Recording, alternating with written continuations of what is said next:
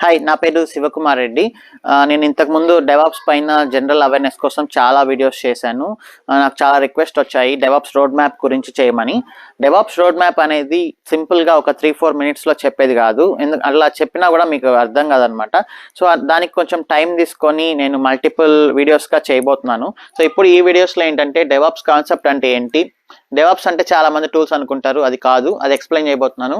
DevOps అంటే ఏంటి, Linux అనేది యూస్ చేయొచ్చు డెవాప్స్కి, 3 ఆర్కిటెక్చర్ అంటే ఏంటి, source code management for DevOps అంటే ఏంటి, షెల్ స్క్రిప్టింగ్ ఫర్ డెవాప్స్ అంటే ఏంటి.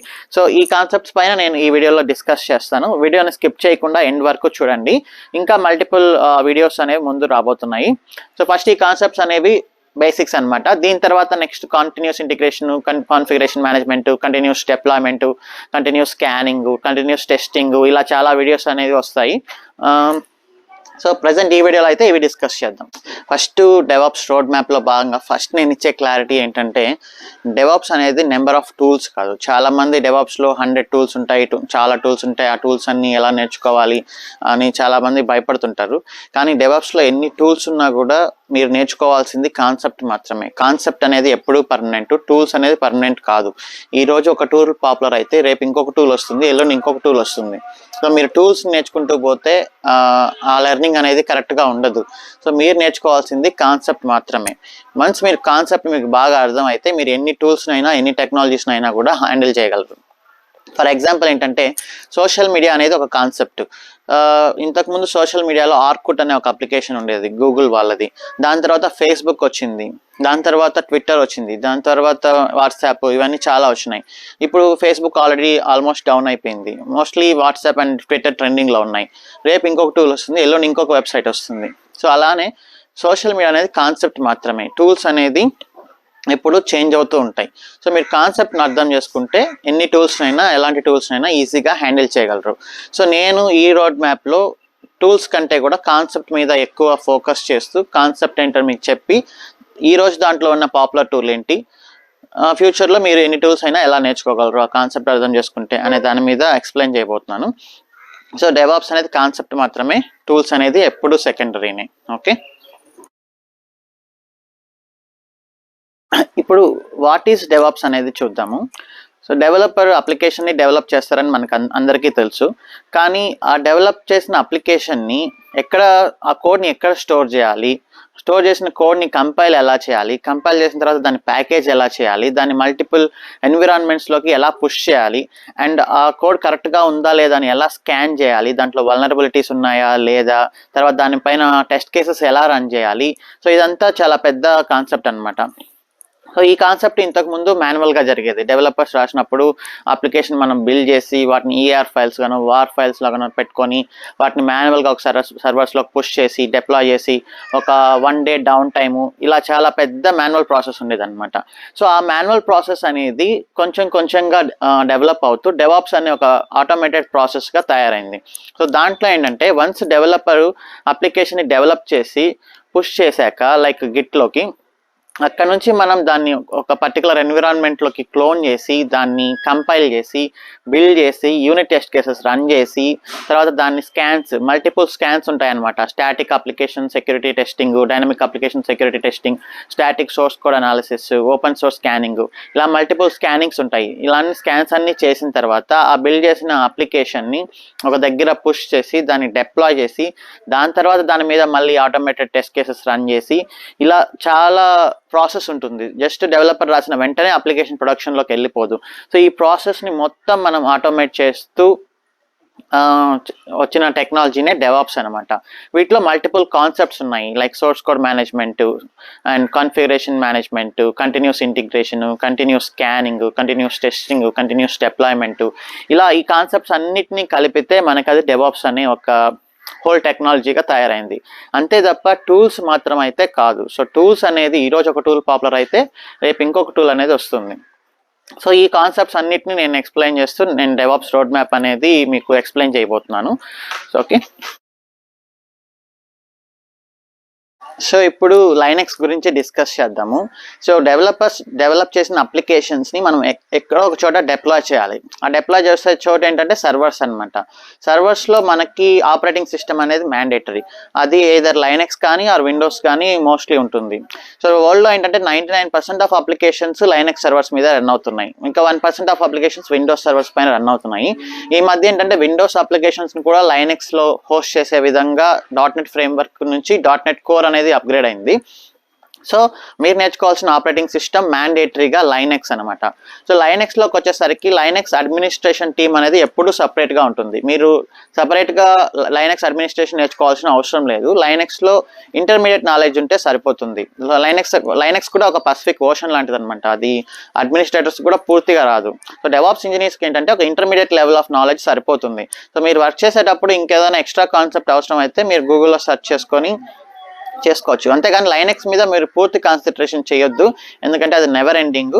సో ఈ బేసిక్ కాన్సెప్ట్స్ మాత్రం మీరు చదువుకోండి. లైక్ బేసిక్ కమాండ్స్ లైనెక్స్లో ఏంటి, VIM editor, SCD editor, soft link అంటే ఏంటి, హార్డ్ లింక్ అంటే ఏంటి, కట్ అండ్ ఏడబ్ల్యూపీ కమాండ్స్ ఎలా యూస్ చేస్తారు, యూజర్ మేనేజ్మెంట్ ఎలా యూజర్స్ని క్రియేట్ చేస్తారు లైనెక్స్లో, ప్యాకేజ్ని ఎలా డౌన్లోడ్ చేస్తారు, డౌన్లోడ్ చేసిన ప్యాకేజెస్ని ఎలా మీరు రన్ చేస్తారు, అది సర్వీస్ మేనేజ్మెంట్. నెట్వర్క్ మేనేజ్మెంట్ అంటే మీ సర్వర్స్కి కనెక్షన్స్ వస్తున్నాయా లేదా, ఫైర్ వాల్స్ ఎలా ఉన్నాయి, ఏ పోర్ట్స్ ఓపెన్ అయినాయి అవన్నీ. డిస్క్ మేనేజ్మెంట్ అంటే ఎంత మెమరీ ఉంది, ఇంకా డిస్క్ని ఎలా అటాచ్ చేయాలి, ఎలా మౌంట్ చేయాలి, సో ఈ ఫ్రీగా ఎంత మెమరీ ఉంది, ఇవన్నీ ఈ కాన్సెప్ట్స్లో వచ్చేస్తాయి అన్నమాట. సో ఈ కాన్సెప్ట్స్ వరకు మీరు నేర్చుకొని ఇంకేదైనా అవసరం అయితే మీరు వర్క్లో మీరు గూగుల్లో సెర్చ్ చేసుకొని చేయొచ్చు. సో లైనెక్స్ అనేది మ్యాండేటరీ. ఈ కాన్సెప్ట్స్ మాత్రం డెఫినెట్గా నేర్చుకోండి. ఇది ఫస్ట్ ప్రీ రిక్విజైట్ అనమాట డెవాప్స్కి. ఇప్పుడు 3-tier ఆర్కిటెక్చర్ గురించి డిస్కస్ చేద్దాము. నేను చాలా వీడియోస్ రిఫర్ చేశాను కానీ ఎవరు 3-tier ఆర్కిటెక్చర్ గురించి ఎక్స్ప్లెయిన్ చేయలేదు డెవాప్స్ రోడ్ మ్యాప్లో. ఇది డెవాప్స్ ఇంజనీర్కి చాలా ఇంపార్టెంట్ అనమాట. సో మనం ఏదైనా ఒక వెబ్సైట్ అప్లికేషన్ని బ్రౌజర్లో యాక్సెస్ చేసినప్పుడు బ్యాక్గ్రౌండ్లో ఏం జరుగుతుంది అనేది 3-tier ఆర్కిటెక్చర్. ఫర్ ఎగ్జాంపుల్ ఇక్కడ ఒక యూజరు బ్రౌజర్లో హిట్ చేశాడు అనుకోండి ఒక అప్లికేషన్ని. సో దీనికంటే ముందు browser,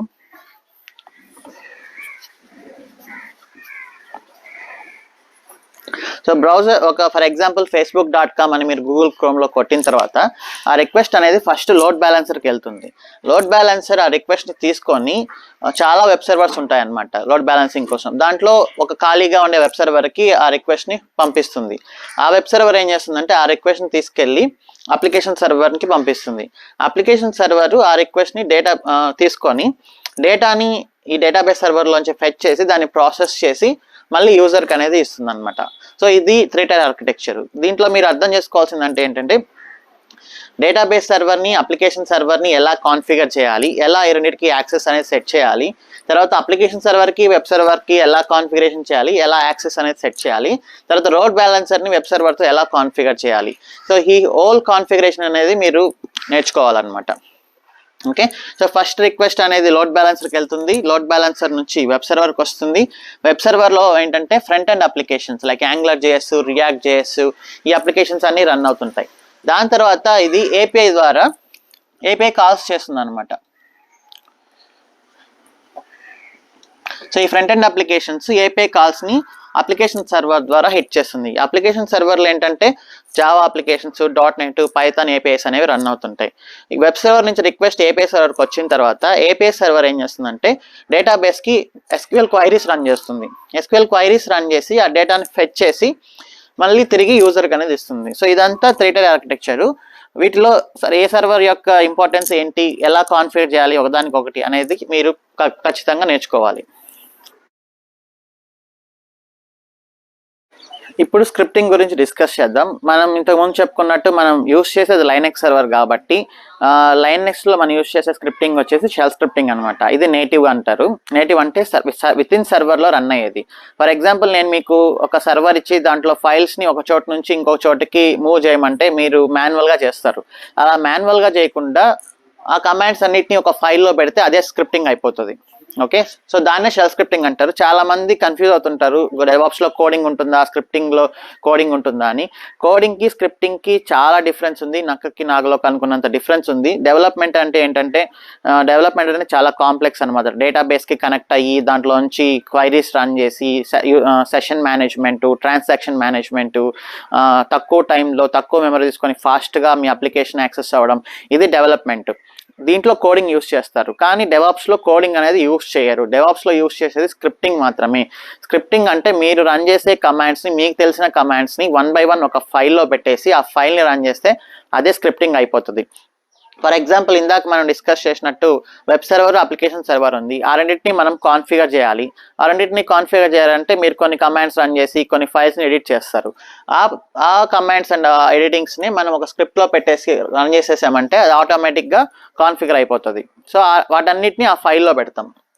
and log rotation, so 14 days కంటే ఎక్కువ ఉండే టెంపరీ ఫైల్స్ని కానీ లాగ్ ఫైల్స్ని కానీ డిలీట్ చేయడము, మీకు ఎక్కువ ఫైల్స్ వచ్చినప్పుడు వాటిని ప్రాసెస్ చేయడము. సో వీటన్నిటిని మీరు మాన్యువల్గా చేయకుండా స్క్రిప్ట్ అనేది రాసి పెట్టుకుంటే ఈరోజు మీకు సర్వర్ ఒకటి ఉండొచ్చు, రేపు ఇంకో 100 సర్వర్లు వచ్చినా కూడా అదే స్క్రిప్ట్ని రన్ చేస్తే మొత్తం అనేది ఆటోమేట్ అయిపోతుంది. సో షెల్ స్క్రిప్టింగ్ అనేది మ్యాండేటరీ.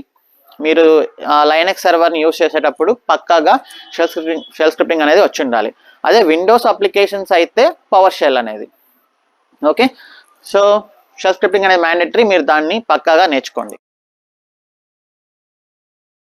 ఇప్పుడు మనం SCM గురించి డిస్కస్ చేద్దాం. SCM అంటే సోర్స్ కోడ్ మేనేజ్మెంట్ అనమాట. సో డెవలపర్స్ వాళ్ళు కోడ్ రాస్తారు కదా, ఆ కోడ్ని మల్టిపుల్ డెవలపర్స్ డెవలప్ చేస్తుంటారు.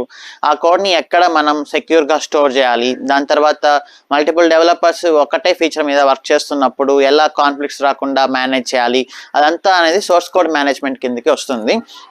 సో ఇది కూడా చాలా ఇంపార్టెంట్, మ్యాండేటరీ, 100% మ్యాండేటరీ అనమాట. సో దీంట్లో ఏంటంటే ఇంతకుముందు SVN అని ఉండేది, సబ్వర్షన్ కంట్రోల్. అది సెంట్రలైజ్డ్ సిస్టమ్ అనమాట. ఒకటే సర్వర్ ఉంటుంది, అక్కడే మొత్తం కొన్ని పుష్ చేయాలి. ఆ సర్వర్కి ఏదైనా ప్రాబ్లం వస్తే మొత్తం కొలాప్స్. లైక్ ఇప్పుడు జరుగుతున్న issue centralised capital, distributed capital అనే దాని మీద. ఫర్ ఎగ్జాంపుల్, హైదరాబాద్ అనేది సెంట్రలైజ్డ్ క్యాపిటల్ అయితే హైదరాబాద్కి ఏదైనా ప్రాబ్లం వస్తే మొత్తం స్టేట్ అనేది లూజ్ అవుతుంది. అలా కాకుండా క్యాపిటల్స్ని డిస్ట్రిబ్యూట్ చేస్తే, లైక్ ఒక్కొక్క ఊర్లో ఒక్కొక్కటి పెట్టుకుంటూ వెళ్తే, సో ఒకదానికి ప్రాబ్లం అయినా కూడా మిగతావన్నీ హ్యాండిల్ చేస్తాయి అనమాట, ఇన్కమ్ని. సో అలానే SV అనేది ఒక సెంట్రలైజ్డ్ సిస్టమ్గా ఉండేది. దానికి ఏదైనా ప్రాబ్లం వస్తే మొత్తం కోడ్ అంతా కరప్ట్ అయిపోయేది అనమాట. సో దాంట్లో అప్పుడు డైలీ బ్యాకప్స్ తీసుకోవడము, రిస్టోర్ చేయడం, ఇదంతా చాలా ఉండేది. కానీ తర్వాత గిట్ అనేది వచ్చింది, డిస్ట్రిబ్యూటెడ్. ఇదేంటంటే ఒకటే కాపీ మల్టిపుల్ సిస్టమ్స్లో ఉంటాయి. ఫర్ ఎగ్జాంపుల్, ప్రతి డెవలపర్ సిస్టంలో ఒక కాపీ ఉంటుంది అండ్ సర్వర్లో ఒక కాపీ ఉంటుంది. ఈ హోల్ సిస్టమ్స్లో ఏది క్రాష్ అయినా కూడా ఒక సింగిల్ ల్యాప్టాప్ చాలు మనకి మొత్తం రిస్టోర్ చేయడానికి. సో అది గిట్ అనమాట. సో SV అనేది ఆల్మోస్ట్ క్లోజ్ అయిపోయింది, ఇప్పుడు ఎవరు వాడట్లేదు. అండ్ గిట్ అనేది పాపులర్. ఈరోజు గిట్ అనేది పాపులర్, కానీ మీరు ఆ కాన్సెప్ట్స్ అనేది తెలుసుకుంటే రేపు ఇంకొకటి వచ్చినా కూడా అది ఈజీగా నేర్చుకోవచ్చు. సో వీటిలో ఏంటంటే ఎలా కమిట్ చేయాలి, ఎలా పుష్ చేయాలి, ఎలా మర్జ్ చేయాలి, ఎలా రీబేస్ చేయాలి, ఇలాంటివన్నీ కాన్సెప్ట్స్ అన్నీ మీరు ఈ SCM టూల్ కింద నేర్చుకోవాలి. సో దాంట్లో గిట్ కమాండ్స్, గిట్ కాన్సెప్ట్, ఇదంతా చాలా ఇంపార్టెంట్. నేను నా ఛానల్ ఆల్రెడీ గిట్ పైన చాలా వీడియోస్ చేస్తున్నాను, అది రిఫర్ చేయండి ఒకసారి.